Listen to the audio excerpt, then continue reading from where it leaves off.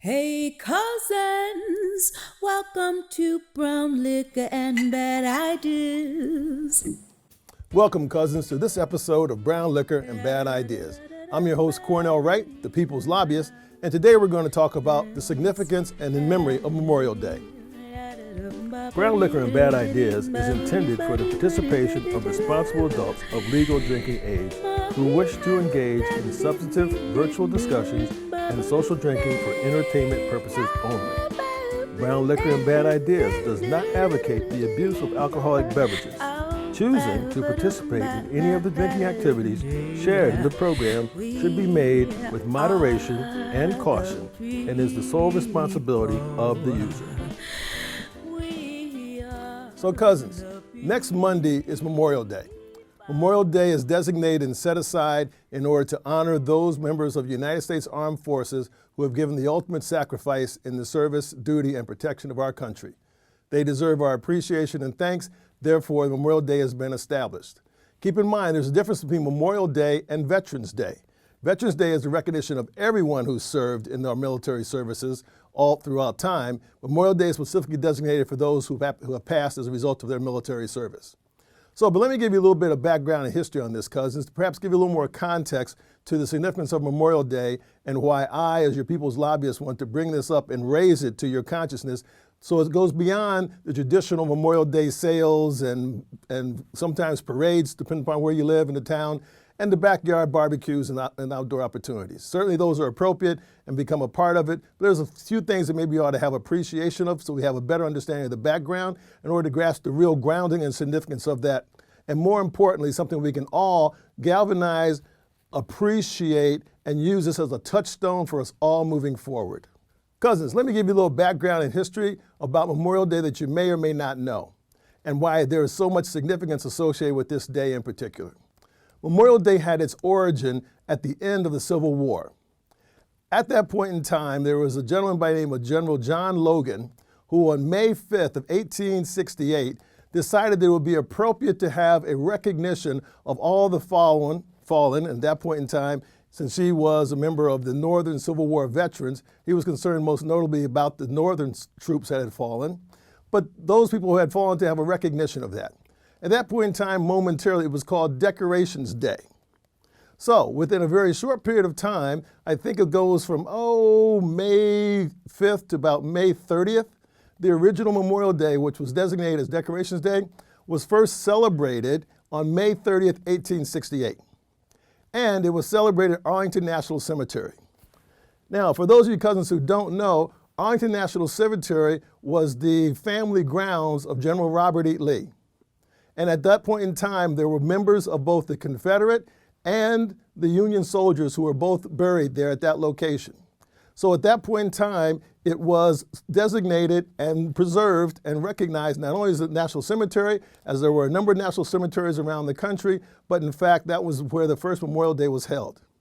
A little known fact that maybe you don't know if you haven't been there, and I have because both my mom and dad are there in Arlington Cemetery, as with many other significant people in our lives. There were also designation of colored soldiers. Colored soldiers were those soldiers who were former slaves and or freedmen who had fought on the part of the North and sometimes maybe on the South under conscription, and who also gave their lives in the fight. So think about that, cousins. It was being recognized both Union, Confederate, and colored soldiers at the time. I think that's pretty significant, and we ought to pay attention and recognize what that really means. That was significant. So cousins, a little piece of information that you may not know or may not have associated with the part of Memorial Day.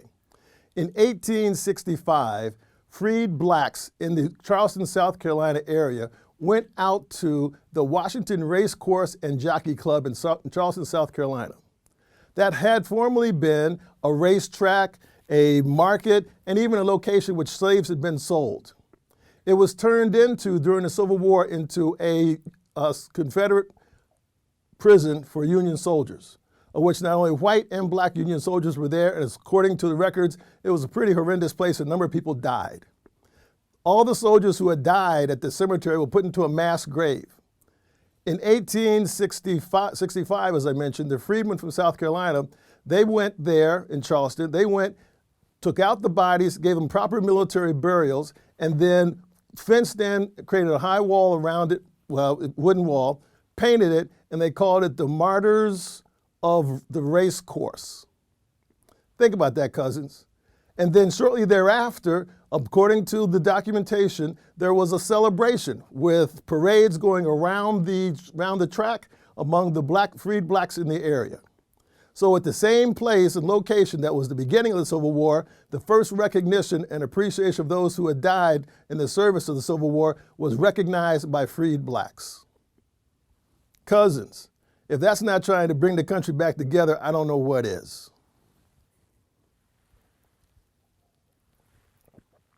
So moving on from there, we started recognizing that it was starting to appreciate that there was more and more states starting to recognize the need for recognition of those fallen. And as it turns out, that different states had different combinations of that, and it was changed over time by each of the states, starting from 1868 up until World War I, before there was any consistency in regards to when the dates were determined. It was determined to be in May because it was felt then that in May, all the states would have flowers that were blooming in order to be what? Be able to be placed on the various grave sites for appreciation. So moving forward from there, you start to see, wow, so it wasn't until 1966 that President Johnson then designated, well, gee, we ought to have a National Day of Recognition in which a federal holiday was established for Memorial Day to be on the last Monday in the month of May. So think about that, cousins, from 1865, 68, moving forward, it was determined that we now would start to have a comprehensive national appreciation. At that time, when President Johnson made his designation, he also recognized that Waterloo, New York, which had been celebrating the celebration since 1886, was the first, quote unquote, and most continuous, which I think is most significant, celebration of Memorial Day and appreciation of the sacrifices made by soldiers. Cousins, I mean, is that not a touch point for all of us? And then once again, just to kind of wrap it up, President Clinton then signed a law in the National Moments of Remembrance Act, okay, in 2000, what was that? 2000, he did that. So that designated that at 3 p.m. Wherever you are on Memorial Day, to stop what you're doing and have a moment of silence in appreciation for all who have passed in the service of our country. Okay? That's significant, cousins. That's something we can all do. Everyone can get a touchstone on that. It goes on to say in that act, should you have a flag in your yard, that your flag should be at half-mast until noon. So at sunrise, your flag goes up. At noon, the flag goes down.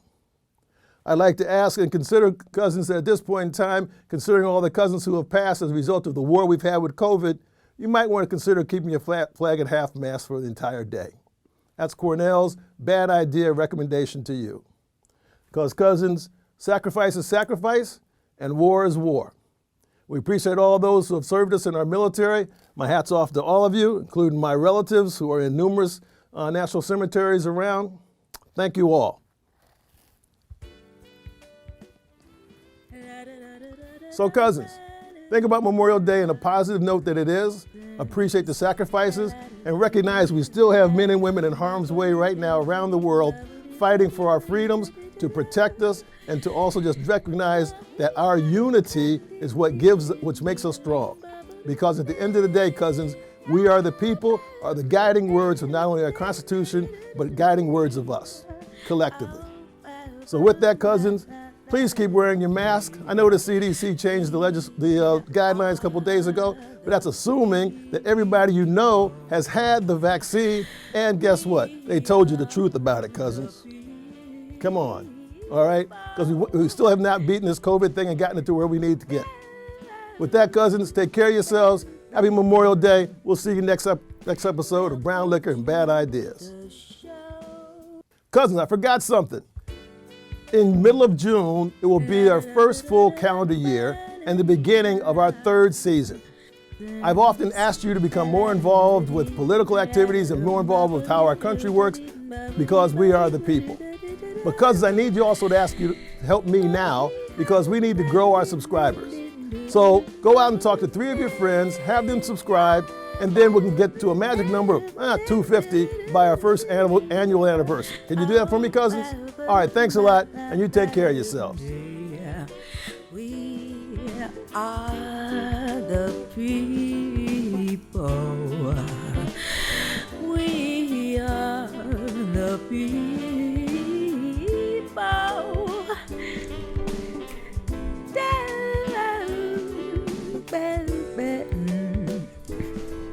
Welcome to the show. Here we go again. Hey, cousins, drink up, cousins. I got some news to tell.